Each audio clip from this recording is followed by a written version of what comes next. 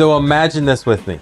Waking up every single morning with no financial stress, being able to control your time, do whatever you want, whenever you want, however you want, working with people that you love and enjoy, and chasing the passions that get you out of bed every day.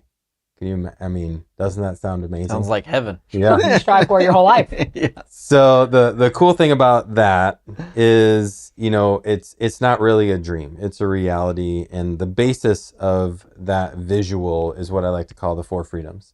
And today, this is going to be kind of an overview of what these are. And then we're going to break each one of these down in subsequent weeks. So this is really going to be the 4 freedoms series. We've developed a really cool tool, which we're going to talk about a little bit later.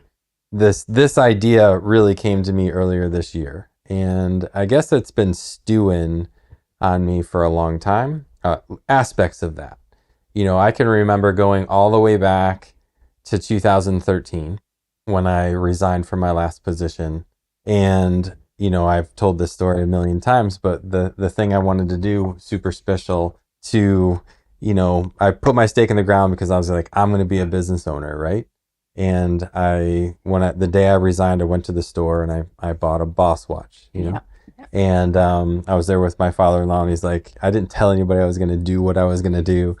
And they're like, oh, you're the boss, And I was like, close, I was now the boss of my time. And, 13 years ago, this reality of the freedom of time became very important to me. And then as you grow in your career, then the freedom of income, becomes a part. Even before that, the freedom of choice is another one. So there's 4 freedoms, became a reality to me even before the freedom of time, because I decided to not work with a couple people. And I'm like, man, I can actually have this freedom. And the last one's the freedom of purpose. So you've got the freedom of income, time, choice, and purpose.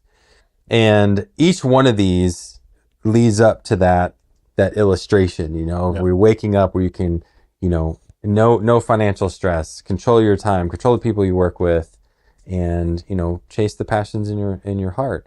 And over, a decade or two of working in this space, being an entrepreneur, coaching as much as I do, little by little, incrementally, all of these things started pointing out. Like, I hear one of these 4 almost all the time from clients and advisors. Like, if I could just have more time, if I could just make a little bit more money, if I could just not work with this person, or not have to, or whatever, or not, I have to, I have to work with this person. Or the last one, the freedom of purpose, which is the toughest one. People go, well, I don't have time to chase that, or I don't have the money to do or to put into it, or it's just not that later when I retire.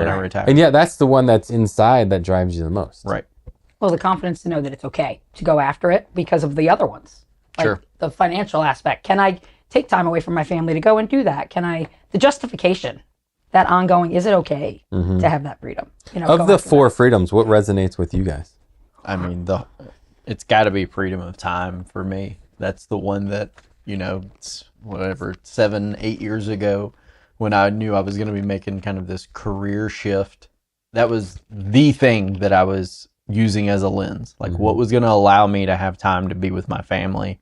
And then there's, obviously we all want the income side of it too, because they all work in unison a little bit. They're so connected. They can tug a little bit. You may sacrifice one so that you have more of the other. Like early on, I was sacrificing income and choice probably so that I could have time. And you kind of have seasons of that. I think for me, my challenge, I try to balance all 4, but I think the one that's really sitting and resonating with me right now is the time one. And what I've learned about me is I like to work, and it's because I love what I do, right? My old business is working with people. My new business, I'm working with people, making an even more meaningful difference. So I'm still going to work. So if you compare work and time to how much you work, it doesn't work. But for me, the time with my family, and as my daughter's about to go off to college in 18 days. But who's counting? I know, but who's counting? I have it down to the hour. It makes me realize that the difference in the 2 levels of work that I did enable me the time to be there at meaningful moments instead of just going and at a certain time and coming home at a certain time. Yeah. You can work on the weekends if you need a day off to go and do something with her. So I would say the time one too. No. But as soon as I say that, I want to correct myself because it's the purpose, or it's, it's not really the income for me, but it's the time, the purpose, having meaning. Yeah. I don't know if I can directly answer that one, Paul. I would say, instead of me answering the same question, I would say it's very seasonal. Mm-hmm. Yeah. I mean, there's been plenty of times in my life where I told the story. I mean, that drove me to start my own business because I hated being in a position where somebody would always tell me where I had to be, when I had to be there, what I had to look like, what act I had to put on, And so time was very big to me. And there's been other times, more recently, where purpose is the driving factor, because I have some of the other freedoms, Sure. So the realities behind them is, your life changes. And as your life changes and the seasons that you go through and the situations you find yourself in, your priority of what's important on these 4 freedoms can change almost minute to minute. Mm-hmm. Where you're just like, well, no, my number one priority is well, actually now. Yeah, that's what I'm saying. I thought it was. Even in that I got a answer, phone I was call. having a hard time saying And that. things can change fast. Right. Especially with little kids. Yeah. Well, this summer, my life changed in the span of 10 minutes. Yeah. I was in the hospital, and you start looking at your freedoms, and you're just like, like you had mentioned, freedom of incomes really doesn't rank that high. If I were to rank all 4, that would probably always come in last for me. Yeah. But there are times when it has been a driving factor, because I haven't always had the freedom of income, So, but when your life gets scary, thrown upside down, time, choice, purpose, they all start screaming at you. Yep. So life, and it's all of its curveballs, definitely. Well, because so often changes people things. chase the income and give up the time and the purpose even. Yeah. So trying to find that balance. And it's not that income doesn't matter. I feel like I got to make sure I'm careful with that. I'm a financial advisor. Money matters, but it's not everything. And one thing that really, and I won't say his name, but I stopped in my tracks when he said it, when we were talking about how much money do you need to live on? And he said, my favorite memories. So funny how certain things choke you up. Going through a challenging time, didn't know if he'd be able to propose, and he grew up in poverty. He said the best times that I had with my family is when we lived in the smallest house, and we didn't know when our next meal was coming because we all came together, we figured it out, and those were I even get the chills still thinking about it. It was so interesting to me, and it really puts in perspective. Happiness does not always stem from money, which is what a lot of people say. Because I think there's different levels of poverty. I would you say, can be wealthy. You said doesn't always. I would say hardly ever. Right. Yeah. But to your point, a lot of times it's what people are always striving for. And when I first came up with these 4 freedoms, I would say, I first called it the progression of freedom, and instead of the 4 freedoms, and the reason, my thought process behind that is, it's progress. It's progressive, where you can't get the freedom of time without the freedom of income. I mean, those two are so different. Somebody could argue, well, unless you control your time, you can't get the freedom of income. I don't see it that way. I would see it more, you can't control your time. I guess you could. You could sacrifice your income. Yeah. Right. You could sacrifice anything, but the reality is, it's not necessarily progressive, because you can jump right to purpose and sacrifice all the other 3. Yep. And that's why I took the word progressive off and progress, because each one is independent. But I will say, let's start with freedom of income. Let's just begin there.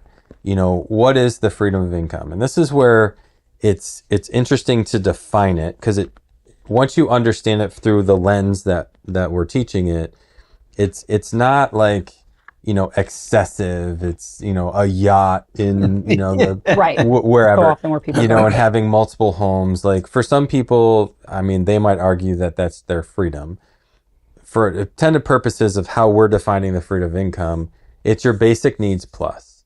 It's a good lifestyle, but not necessarily an amazing one.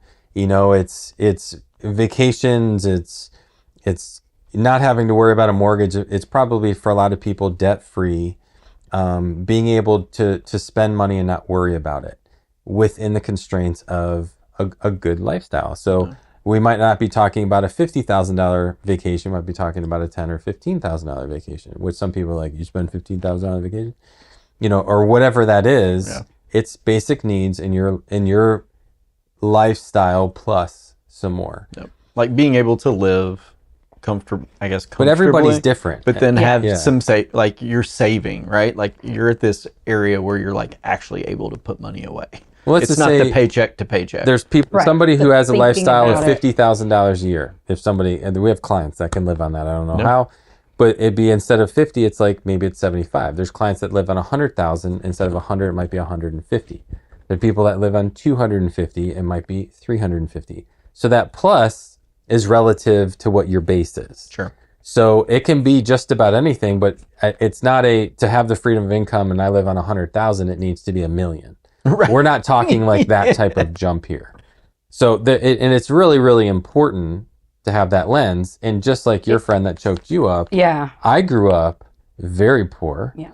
Didn't have a whole lot going up. I mean, I can remember very many times. I mean, we lived in missions. My parents didn't own their very first home until I was out of the house. We always lived in rentals. We lived in parsonages from churches. There were times where we lived in a mission because we had no place to live. So, growing up as a kid, I had to learn, to go without. And some of my best memories, I mean, we were dirt poor. Yeah. You didn't know you've told me some of those Yeah. stories. And I remember when we moved to Charlotte in 2013, I'll go back to Michigan. When we got our first house, we were fortunate enough to build our first house. And the first night we were in the house, we were doing some painting because we couldn't afford, we built, but we couldn't afford a lot, And we had no furniture. I think we had a couch and a bed, and we had a 4-bedroom house. And we're like, what are we going to put in all these rooms? And we're painting, we're painting these bedrooms. We had another couple over, and our first dinner in that house was pizza with a candlelight and the box. And it was just 4 of us. It was super fun. We moved to Charlotte in 2013.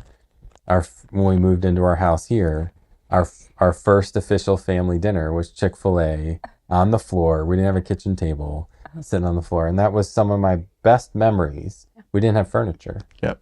And it was like every meal, first apartment, first house, second house, and even this house that we just moved into, every single dinner, the first one we had, we sat on the floor. On the floor. Yeah. We didn't have to sit on the floor in this one. But you chose to. We did it because it's what we've always done. Some grounding, right? Yeah. Like just that moment of reverence for it. And the only reason I'm bringing that up is my measuring stick is very low when it comes to income. And that's probably why mine always ranks last. I mean, I'm a financial advisor, Right. Yeah. Maybe it should be number 1, right? But it's just never been a motivating factor for me. And my lens when I look at money has always been like, I've grown up a super blessed kid, but I never had money as a child. Right. God has flipped that script now, but I don't need money to be happy. It's a tool and you're a steward of what you're given, and how do you use it? Well, one point I wanted to make on that, and I know we'll dive in a little bit more, but one thing that I've also learned, I've got a handful of clients that are they still make the same level, but they're Still living the same way. they're moving down so that they can reach that freedom, because they're always trying to get to that next thing. And you know what? We don't need the boat anymore. And now all of a sudden we can go on even more vacations and do some things with the kids. It's just sometimes income is not making more that you can achieve the freedom. You could actually be making more and actually not achieve it, whereas bring down your spend and can't achieve it. Does that make sense? Mm-hmm. I don't think I said it right, but we'll dive in more next on that. I mean, when we do a whole lesson on this one, we're going to dive very deep into this. And I love talking about the freedom of income because it is so vastly different for so many people. Oh, yeah. And my perspective on it is very personal, as is everybody else. And I mean, I could tell a million, and we're going to probably tell a lot of stories when it comes to the freedom of income in the next segment. So let's go on to the freedom of time. So defining the freedom of time, it's very simple. It's being able to control it. It was I wear an Apple Watch now, but back in the day I used to wear that Boss watch, and it said real big Boss. It didn't say Hugo Boss. It just said Boss. And it was a round face, And that watch means so much to me. Because Do you still have it? Oh, yeah. Yeah. Yeah, actually, I the first one I ever bought was brown. It has a white face with a brown band. And then I bought another one with the same exact watch, but with a black band. Okay. And I'll never forget wearing that watch and what it meant to me. Yeah. And we didn't, full disclosure, when we moved down here, I started over. Like, I walked away from my career there. Yeah. I had a client base. I had some clients follow, but I started over. Like, I rented a 12 by 12 little office here in Ballantyne and in Charlotte. I had, whatever clients walked with me or came with me from Michigan. I had no clients here, no establishment here. We built a house. Craziest thing, I sacrificed my career. Worked out okay because I wanted to control my time. I didn't want anybody to say you can't go to this soccer game or that basketball game or you can't coach that because you can't leave at 2:30. I wanted to be able to say, hey, my wife and I have made a commitment. She still reminds me of that to this day. She's even reminded me probably 4 times this year, like, I don't care about the growth of the company. I don't want you missing anything. And I don't want to miss anything. Sure. But there are times when, sacrifices are required for various different things. And so the freedom of time has always been a high priority of me. Even though life is cyclical, which we already stated, I always go back to, like, I don't want to give up my time. Yeah. I mean, I know that's you feel the one thing that you don't get any more of. You can't You turn it can back. earn Yeah. more money. Yeah. You get millions of choices A every day. Yeah. And your purpose will change as you age. But time, it is fleeting, especially whenever, for me, I think in this season of having young kids and they're in school and, like, you don't want to miss things with them. Rub it in. And, like, this is just when you're wanting to be there and be involved. And I know there'll be a day when, And they want you they there. graduate. Yeah. They're still not so cool that they don't want you there. Or you've got to make those decisions like you've had. Like, do I go to this son's game or this son's game? Because they're at the same time, but they're in different cities. And there's things going on. Wait, I thought I was in control of my time. Now you don't let me do both. So for me, I would say the hardest thing with time is really how you control it. It's not so much the freedom that you have the ability to control it, but then it becomes very important that you control it the right way. This is where you and I've had some fun conversations. Yeah. It's like, I have freedom of time. You're like, hold on. And this is probably what you're getting ready to explain. Yeah, well, I don't want to go too much into this because this is where we're going to dive into this when we do the actual podcast on the freedom of time. But how you organize and the efficiency of how you spend your time will actually affect your freedom of income and can affect your freedom of purpose and your freedom of choice as well. Just like we were saying, like, they're so interlocked. Every single freedom is connected to the other. You can't talk with one without talking about the other. But the freedom of time, it's so deep. The freedom of income is pretty cut and dry. Like, there's some things we're going to dive into. That one's very emotional. Freedom of time is very logical. It's the way that what it means to me, and I've learned so much about. I've read so many books on time. I've talked to so many coaches about it. People waste. We are masters of time wasting. Mm-hmm. And if you sacrifice the freedom of income, freedom of choice, freedom of purpose to gain your time and you waste it, you're doing such a disservice to yourself. Yeah.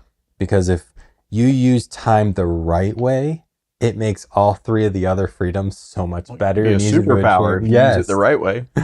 So we got some cool things that we're going to be going over on the freedom of time, but I don't want to dig. You were going to say a thought on that? Well, I was just going to say, and to your point, maybe we'll build on it a little bit more, but I always say the timing of this career for me, this career change, I finally admitted, I had a friend make me admit it over, as we were doing work yesterday.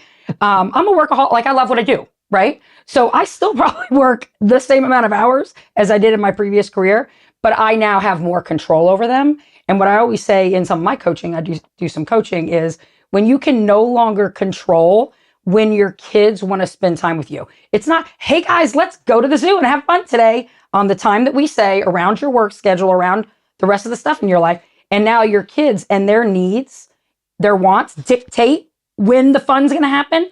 You need to have a little bit of flexibility. So now having the ability to still work hard and a lot and do what I love, but be able to say, nope, but I'm going to do that when it works for the rest of my family.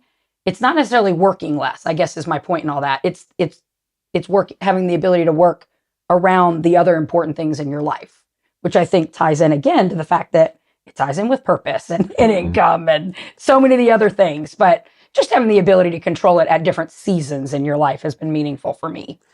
We're going to talk a lot more about I know. I shouldn't even have said that. I should have waited because that one might be a long one. Yeah. So we're going to skip over we're going to move on to the freedom of choice. So the freedom of choice is a cool one because it's the freedom to work with, play with, hang out with, do life with whoever you want. It's the choice you have. And it's not just the people and the relationships.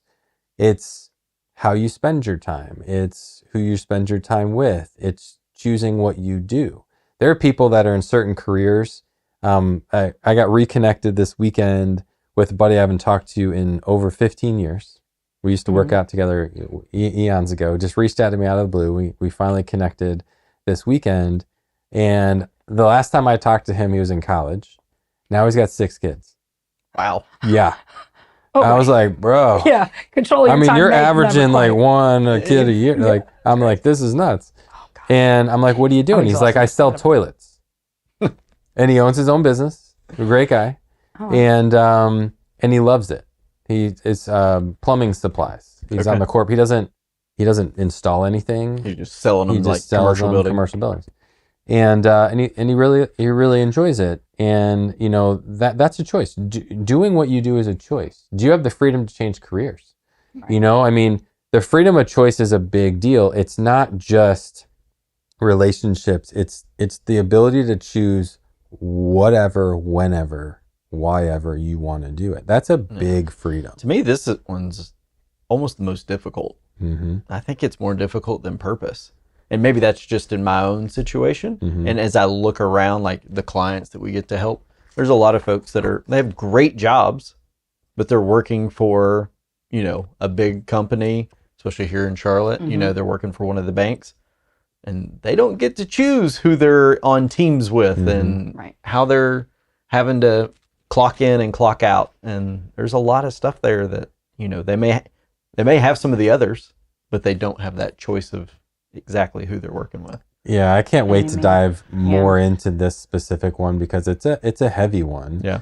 And this one almost demands freedom of income and or freedom of time prerequisites to have, and that's why I wanted to do the progressive nature, but then again, I know a lot of people that are just like, I have a friend right now called me up the other day and he's like, hey, can I run an idea by you? I'm like, sure. So they built a house on a lake, and that's 3.5 hours away from his job, and they're moving, and he was going to ask or did ask if they could go virtual and just work for remote, and they said no, and he had nothing else lined up, and I'm like, I can't really get mad at you. I did the same thing, you know, but I didn't have a job. I just left, and we started over. And, you know, he runs a business idea by me and what have you. But he made this choice. Like, he's got a big family, you know, young kids. And so you can sacrifice, you can make crazy decisions. Right. And build a house on a lake and move. Freedom of choice. He may no longer have freedom of income. Right. Maybe not his time either because he might need 5 jobs until he can find the right one. You might dig yourself a hole, but this is why it's not progressive, because you can have you actually have the freedom to do anything. Sure. But you might crush yourself. Like this tug that they all pull and work in unison. Correct. Well, and we talk about working so often as our careers. I mean, I don't know. We're all parents.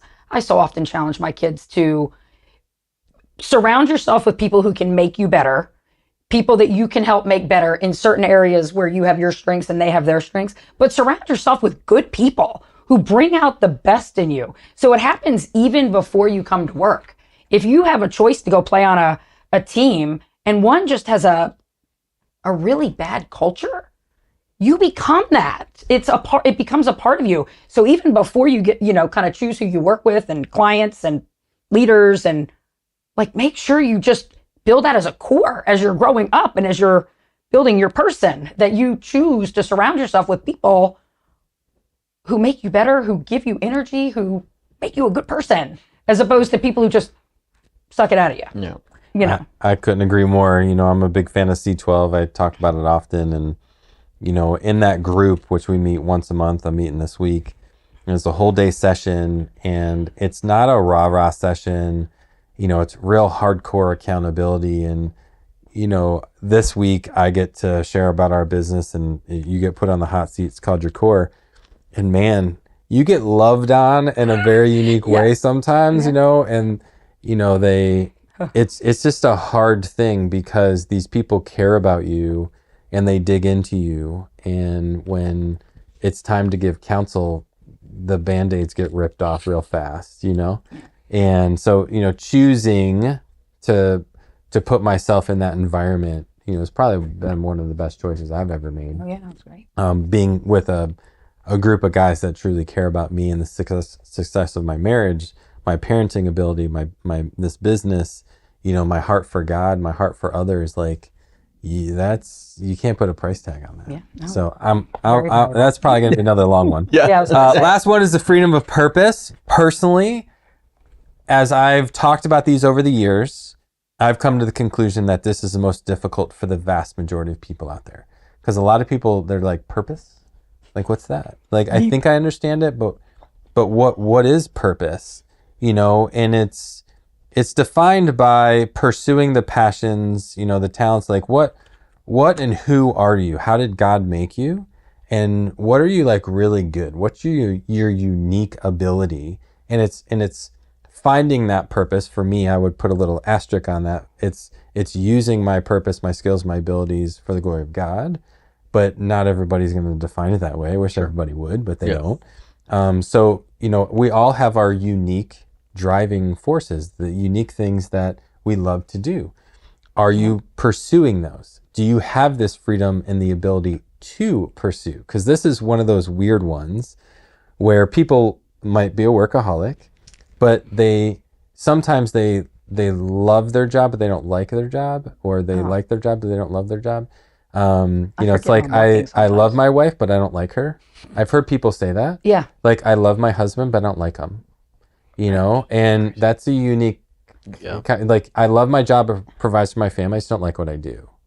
You know, and this is where you like it and you love it. It drives you, gets you out of bed. You could do it every day, all day, and it never burns you out. Yep. You know, like, this is a huge, You deep wake up passion. and you can't wait to get started. Yes. Yeah. And you can't go to bed at night because you don't want to stop. Constantly doing it or thinking about it or involving. Well, I one thing that really sticks with me that you said that has been life changing. So I mean, I justify it now that it's work. But when I first got in this business, and different than you, but very similar, left a 21-year paying job to say, let's go build this business. I mean, it was very eye opening, but I felt like I just needed work.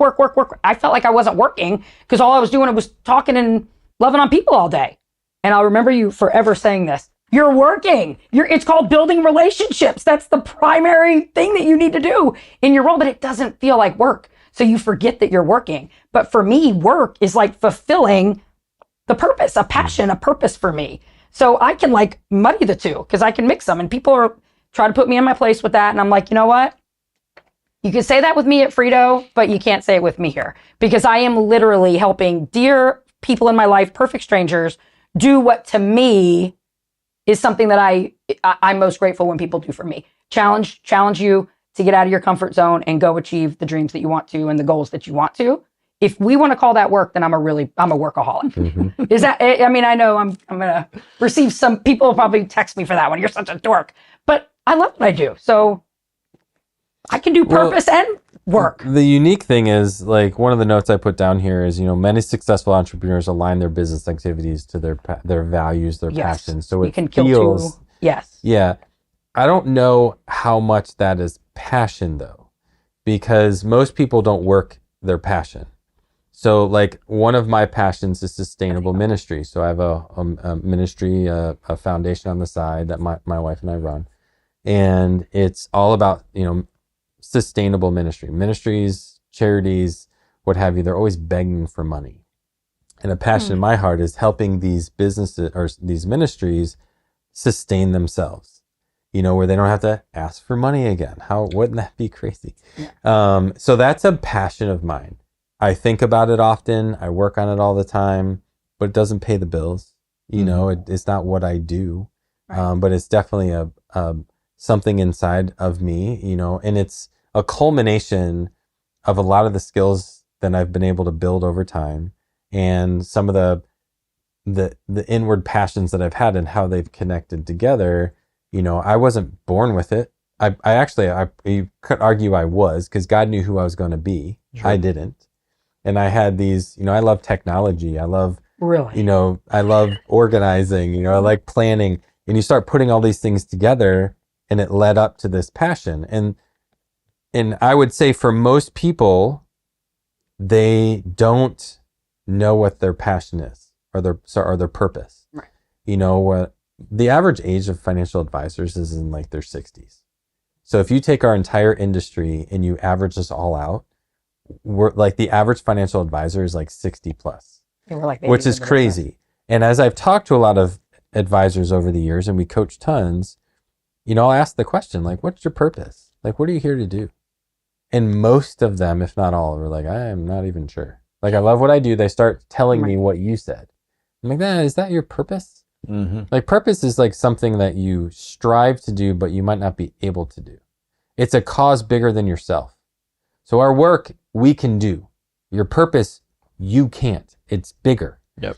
So, when you start putting it through that lens, then you start hearing, well, or it's the thing that you're justifying your job with, like your career, your income, and then I get to make this money, or I get these freedoms of time so that I can go do this.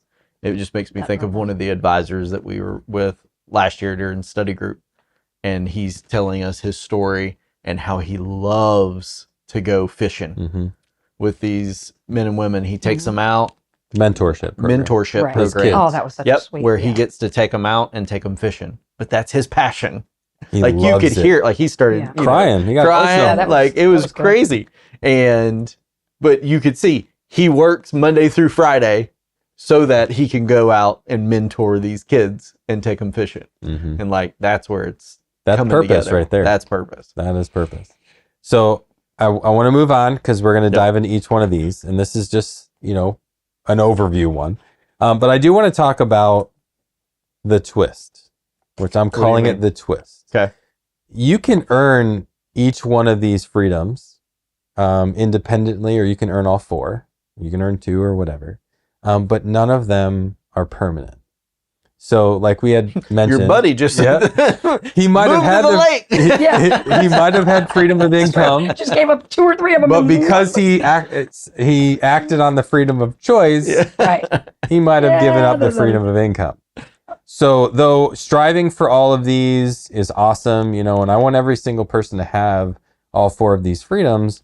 But once you earn a freedom, they're not guaranteed forever. You can make horrible decisions, because we all have the ability to choose. We all have the ability to make a decision. And because we have that right, we can either gain freedoms and or lose freedoms. So I want to make sure that we're super clear. Or you may put them on the shelf for a little bit to focus in, on your purpose. On purpose. Or choice. Exactly. Yeah, I can remember earlier in my career, I got the opportunity to make a huge client. And I was pretty stable, but I wouldn't say I was freedom of income, but I would say I was pretty close. And by making this one client, it would have immediately put me into the basic freedom of income, true for the first time. And the night before, he was all in. He was very excited, and he had lots and lots of money. And great. He was a great investor, super smart, patent attorney, and he was an interesting guy. Not a best friend, but would have been a challenging client, but a good relationship, I think, long term. But something happened the night before he was getting ready to sign. I got woke up in a sweat, cold sweat, and I just felt something inside me saying, "Don't take that client."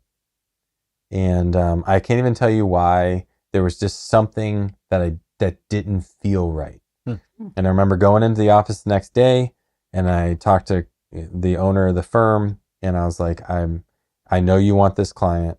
If you want this client, I'm out. Like I'm not, I can't bring him on. I can't serve him. I don't feel right about it. And he's asking why. And I was like, I can't really tell you why, on the fact that I just don't feel it. And that was the very first time I acted on the freedom of choice. And I wasn't even in the position to truly do it where it didn't affect me. This affected me, but I acted on it. And for whatever reason, my boss was like, okay, we won't take him. And I was like, you're not going to take it? He's like, no. And so we walked away. And as a result of that decision, it affected other decisions in my life where we created what we call the Dear John letter, where I don't even think I've ever shared this with you guys, but it's a letter I wrote that in the event you come to a situation like that, you have this, it's a really nice, well-written letter that basically says, we're just not the right place for you. And I've used it so many times in my career. Now I just say it face to face. I don't really give the letter, but sometimes they want a recommendation or something, and I'll send this letter along.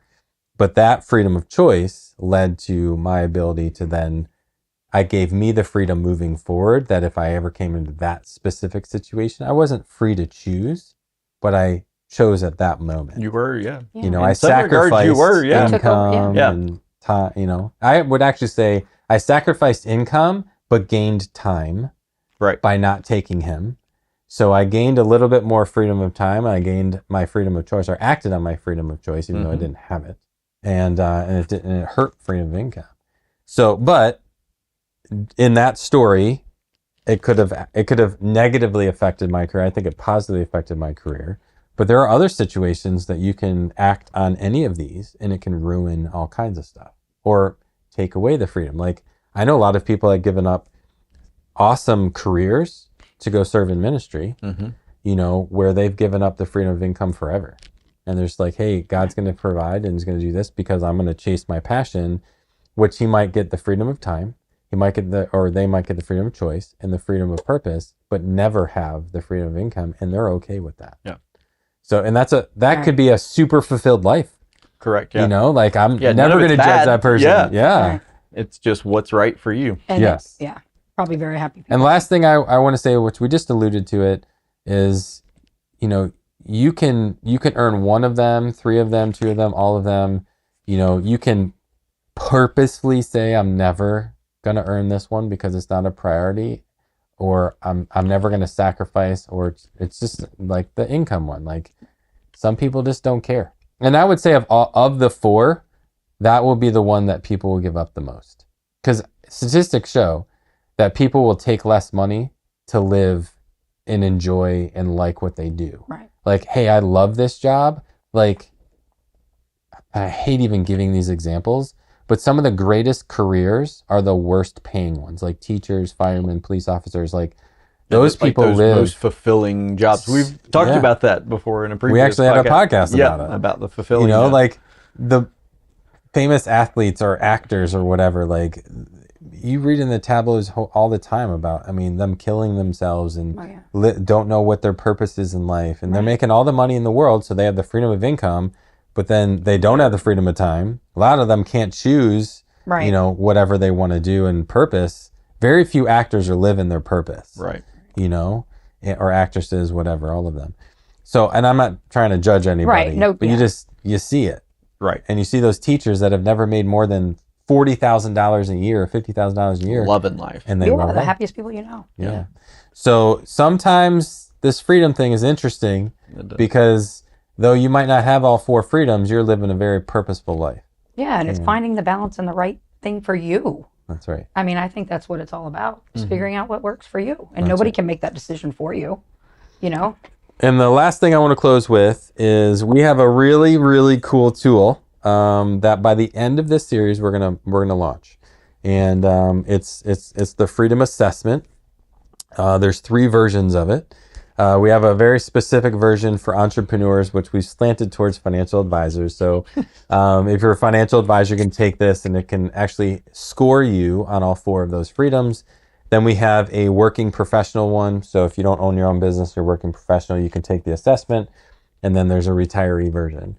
So when you take this assessment, there's about 50 or less than 50 questions. It'll take about 10 minutes to go through. It's click. You just answers up to 2 to 4 choices per question. You answer it and it spits out your score, where you are on each freedom. It'll tell you your priorities. It'll tell you what you care about. It's really, really neat. And then we can have an awesome discussion about it. It doesn't tell you how to go gain those freedoms. Right. It doesn't give you coaching on how to be better and live a more fulfilled life. We created this in-house. We don't have a single psychologist on staff. We haven't written books about this or anything like that. We are just passionate about it. The assessment works very, very well.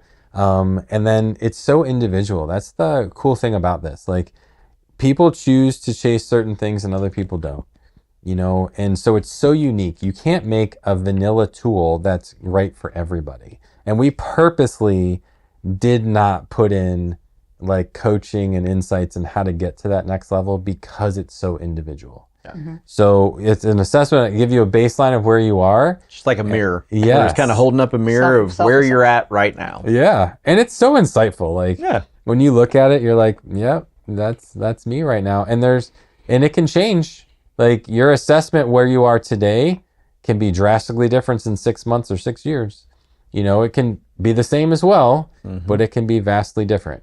And that's the beauty of having this type of assessment, because it's not like a personality profile where it's like, this is 99% genetic testing. Yeah. This is something that changes periodically.